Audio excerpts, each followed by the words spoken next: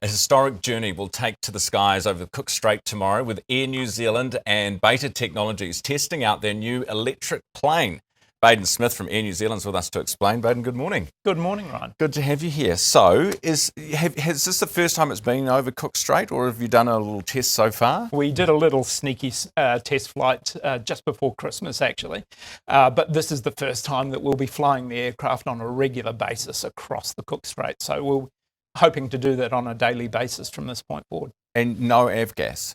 No avgas. This is pure battery electric, first of its type. How many I know you're not taking passengers, but how many can it fit, or is it not that kind of plane? It's an aircraft that's designed to take around about 5 or 6 passengers, so relatively small, but not trivial.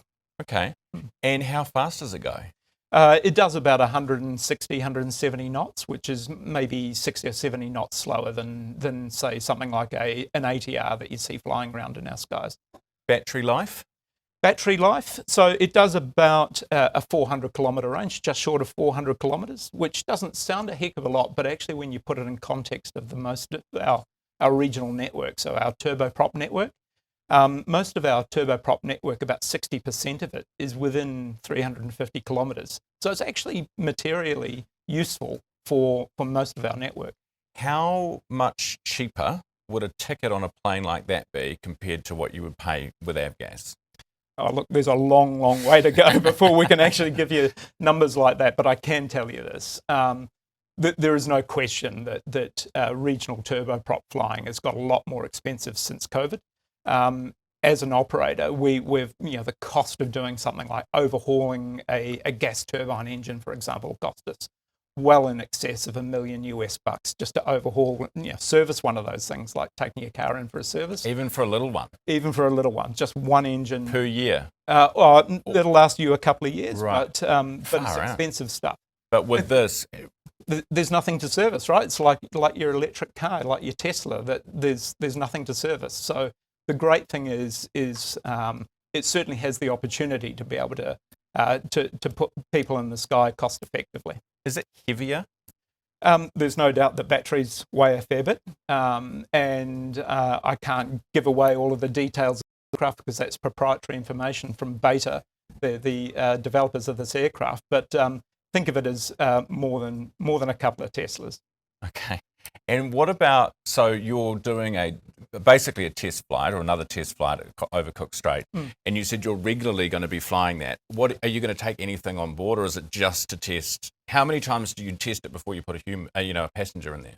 So we're not going to put a passenger in this aircraft in particular. So we've got this aircraft down, this particular one, down from Beta, who are our partner that have developed this aircraft.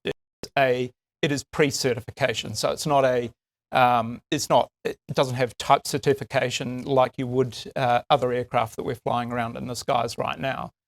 The plan is that we will continue to test to see how that aircraft performs in airspace, being able to interleave with other aircraft in the network, things like that, understand battery management, understand repairs, maintenance, all of this good stuff. We're not going to actually do that with this aircraft. In a couple of years' time, we plan to bring a commercial demonstrator into the country. That's when you'll see the potential to either carry cargo or passengers at that point. Okay. How much are you paying to be part of this with Beta? And there'll be people who might say, well, I'm having to pay more for my ticket to get from Wellington to Christchurch with avgas because I'm subsidising these flights of fancy with an EV. Yeah. That's certainly not the way that we see it, right? It's really important. The aviation ecosystem is really long and complex. So put it in context. If I had to go out and order a brand new A320 today from Airbus, I'd be talking about something that I wouldn't get until 2033. So in order for us to be able to plan for this type of new technology, think of the timeframes as being even longer. We need to be able to prepare for it now. The investment, look, anything in aviation is expensive. I'll put that on the table. But I can say that 4 months of leasing an aircraft off Beta, bringing it down to New Zealand to operate in New Zealand is relatively small beer in comparison to anything else that we do. All right. Baden, appreciate your time this morning. Thanks for being with me and best of luck with tomorrow. Thank you very much. Weather looking good? weather's looking pretty good, certainly better than last week. Yeah, well, that's not hard, is it? No. I appreciate your time. That's Baden Smith with us from Air New Zealand.